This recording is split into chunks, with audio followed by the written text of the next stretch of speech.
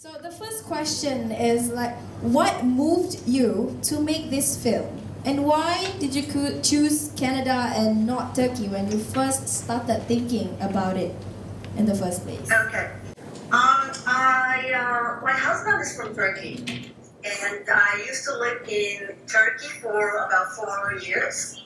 And it was around late 90s to 2000, and then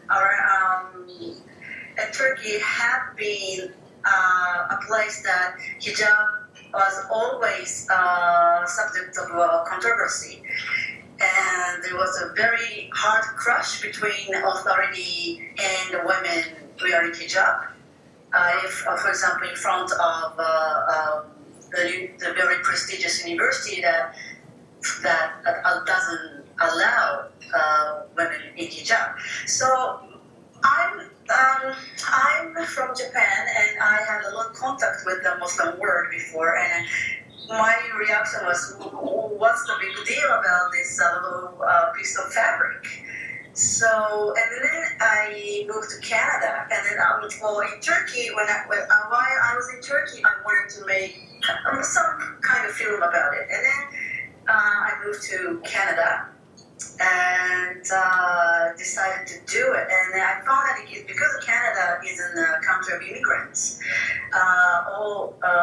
unlike Turkey or any other one countries, the Muslim people have very different backgrounds and came from different beliefs in society and circumstances. So I thought it's interesting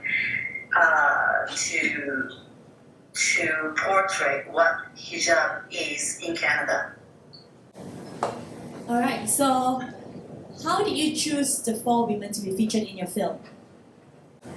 I did the research. There are some books actually interviewing Muslim people in Canada, and I got like big picture. What kind of opinions, what kind of motivations, what kind of reaction could be, and then hijab is such a personal subject, and also I wanted to film with the women who are going to change or have changed recently. So it was I didn't have much choice, and I put an ad or through my personal connection to look for women who are thinking of changing their practice, whether from on to off or off to on. And those are the women who actually responded and came forward that they want to participate. So I didn't really pick and choose. They came to me. Okay, that is but one thing is that those 4 women, probably not all, but kind of represent the types of stories that could be found in Canada. Yeah, they actually volunteered themselves to be featured in the film. Right. Yeah. Okay, so what kind of reaction have you gotten in the previous screenings of this film before this? Actually, very officially, this is my world premiere. Wow! I've been working a long time, but I just started sending to the festivals, and there was a small-scale screening and actually the shorter version in Toronto. And one of the reactions at that time, the audience was mostly non-Muslims, and the reaction was that one of the film experts said he felt closer to those women somehow. So it's sadly just a piece of fabric, but it is a fact that the kind of I can't deny that they may create a little divided, a little hard to approach. That these people are maybe a little conservative and hard to approach, especially for non-Muslim men.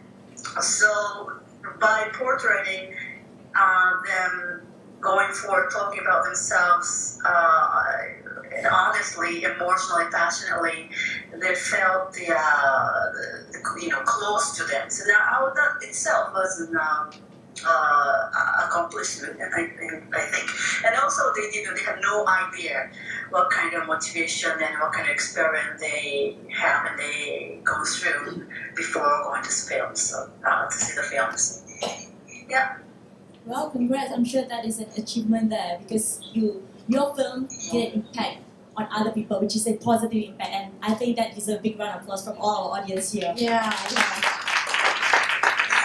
Okay, so these are the questions that we have for Kyoko. So what about you? Do you guys have any questions to Kyoko while you got the chance now? Yeah. Yeah.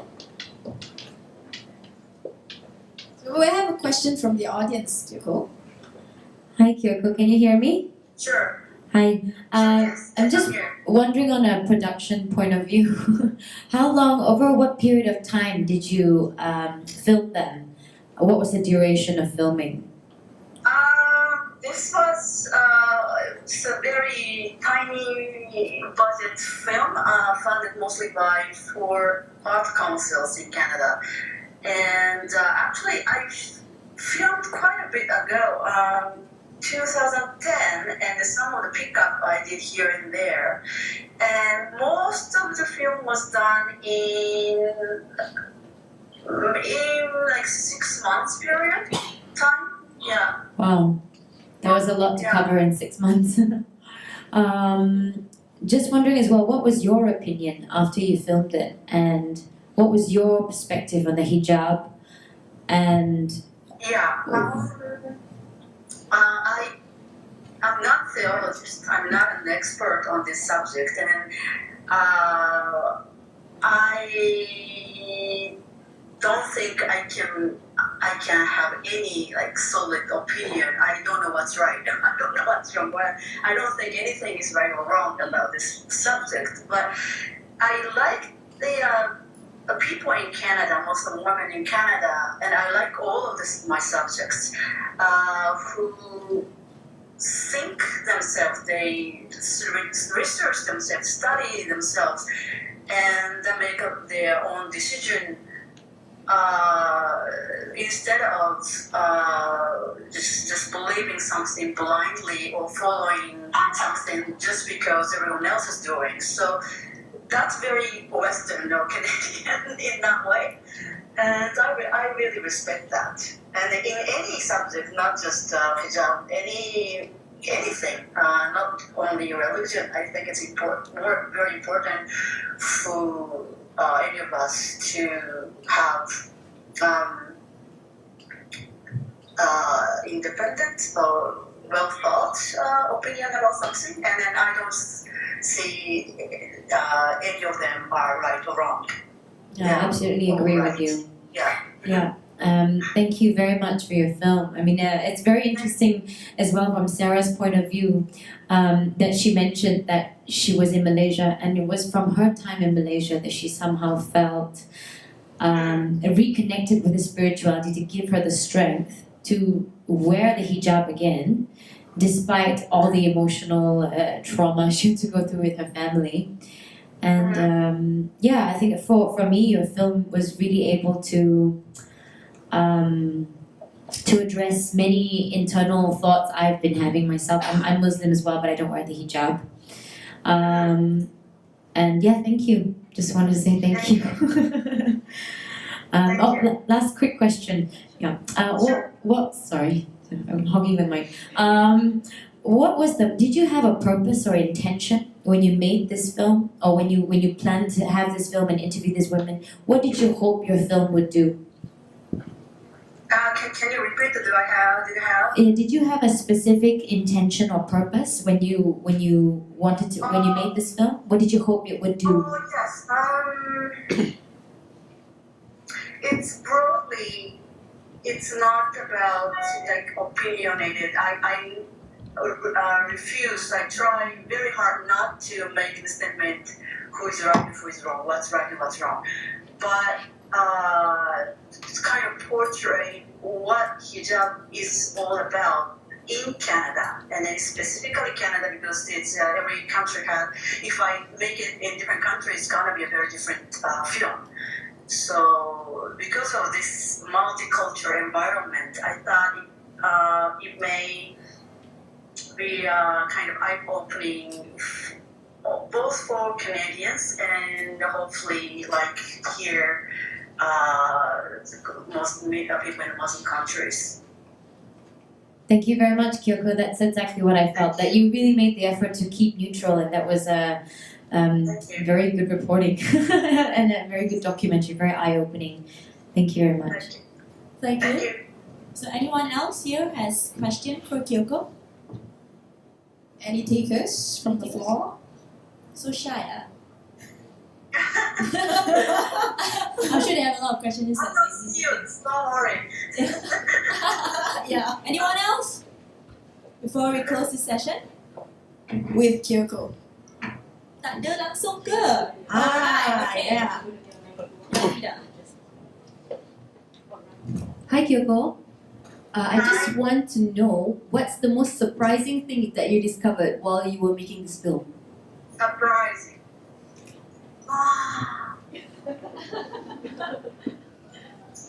What's surprising?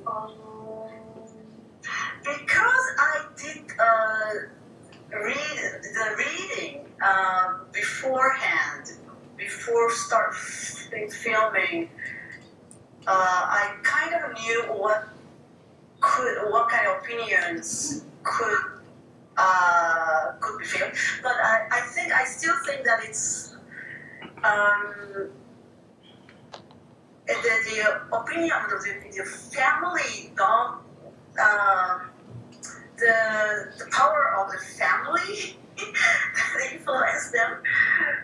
Actually, I couldn't really put them all, but there are some women had really hard time either way about changing their dress code. So I was surprised.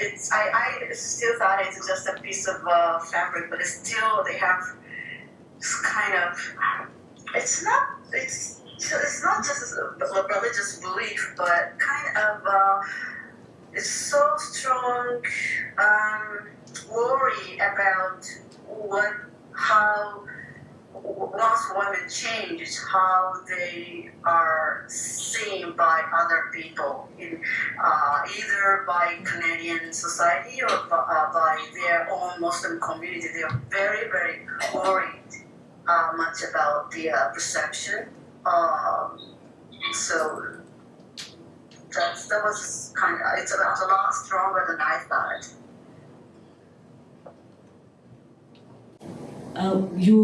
You filmed during a duration quite short, within 6 months.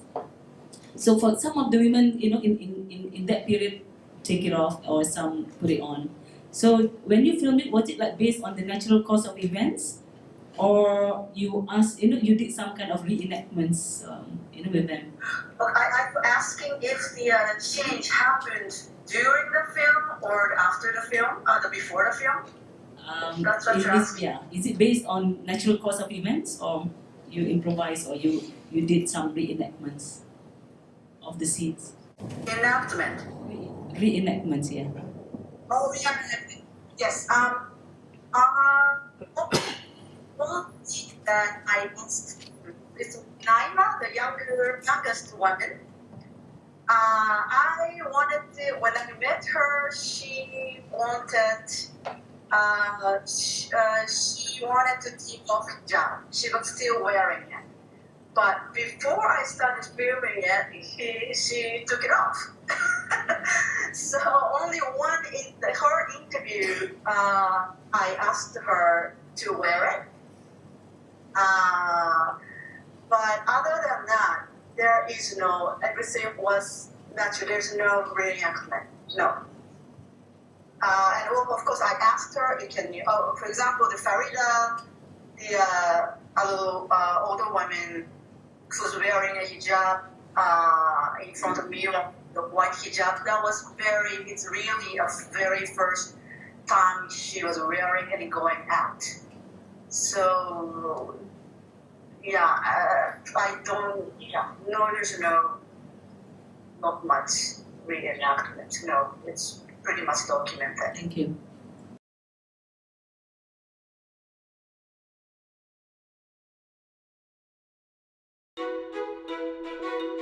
I felt like once I put it on, all these positive changes would come around. Do you feel there's a challenge as a young Muslim wearing a hijab? Hijab, that's the word.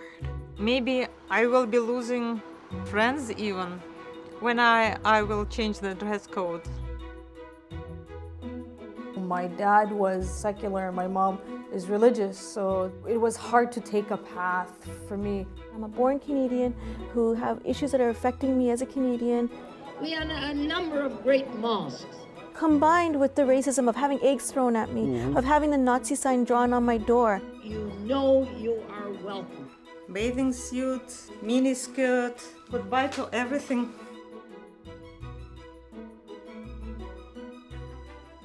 All of a sudden, after 20 years of wearing the hijab, I didn't want to wear it anymore. It's just the devil's playing games with me and he's trying to make me disobey God and rebel against him. Законы ислама. Для меня это непривычно. Will they still believe in my work if I take off my hijab? Is that like a prop? She had to hide her hair from me in case it inflamed my animal lust. The purpose of the hijab is to hide everything, to protect everything I got. The act of taking it off makes me feel like a prostitute. I don't feel naked the way I thought I would. I feel like a queen.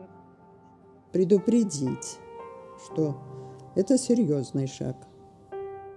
Putting on hijab is a good thing if you want to, but don't tie your brain with that. Allah can read my heart. That's what Islam is to me.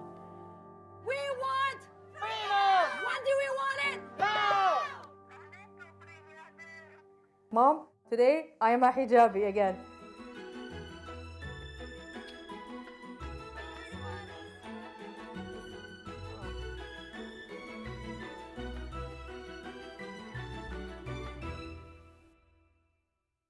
I'm ready.